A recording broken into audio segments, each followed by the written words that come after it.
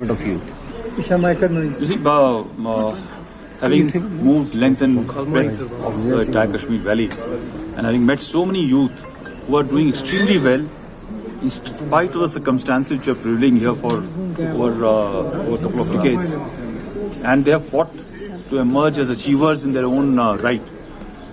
I thought it was very important for their stories to be heard across, not only in the country and the world, but also in Kashmir, for people to be inspired.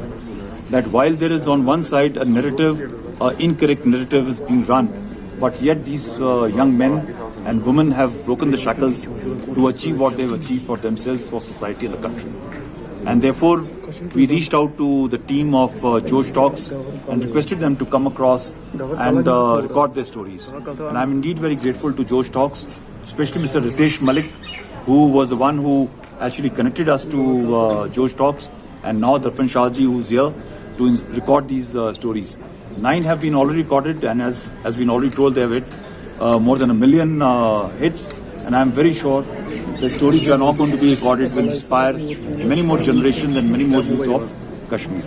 Sir, during your tenure, we have been seeing a lot of anti-terror operations where Pakistani terrorists were neutralizing huge number. Despite the army and the police claiming that an anti-infiltration grid is there, how come that we are neutralizing more foreign terrorists, in particularly in Srinagar and other belts now? Zenith, firstly, these terrorists, majority of them who were here, they were on the quiet. So what had happened is that initially they were putting the local youth as a local terrorist, as the face of terrorist activities and terrorism.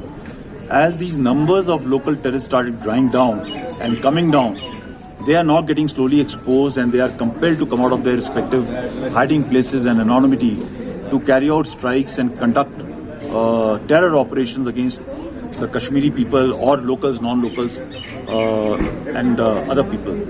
And therefore, when they have started coming out and emerging, they are now getting exposed, and the contacts are happening. I can assure you that this year, established by the entire intelligence people, there was only one attempt which was made by from the cross to infiltrate, that was destroyed. And since then, there has been not a major attempt. There are reconnaissance and some degree of attempt which was thought of, but because the grid, they have not made a very credible attempt to come aside. Yeah, of course. These are challenges, because once they're carrying an Aadhaar card and checking and all these things done to validate the truth behind this person or his real identity is a difficult proposition. Also, when there's an encounter which is on and a person comes out with a valid Aadhaar card and he moves out, it's a difficult challenge. But yes, I think slowly we will overcome this problem. Sir, my question has two parts. One is that before superannuating, General Naravne made an important comment in Delhi. He said that there are certain night vision devices which have been found on the LOC, which US forces have also used. And second part is that there were reports that satellite phones are again being used by the militants and night device, to escape from cordons. How true is that, and how do you see it? Yeah, there are equipment, weapon systems which have been used in other parts of the world, which have found their way inside.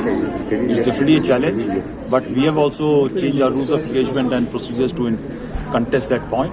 They have been found, and they are not in those large numbers, but definitely there are signatures, and we have recovered in after the encounters, and some on the sea have been recovered in 16 cold places.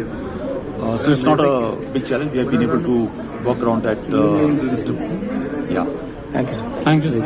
Thank you. Thanks a lot. Yeah.